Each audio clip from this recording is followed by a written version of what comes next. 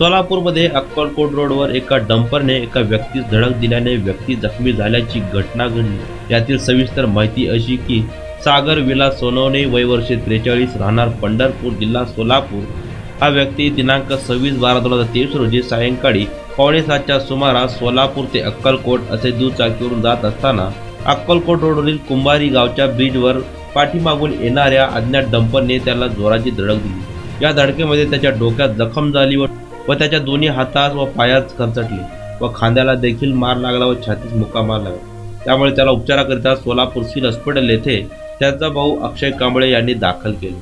सदर घटनेची नोंद सोलापूर सिव्हिल हॉस्पिटल पोलीस चौकी या ठिकाणी झाली आहे।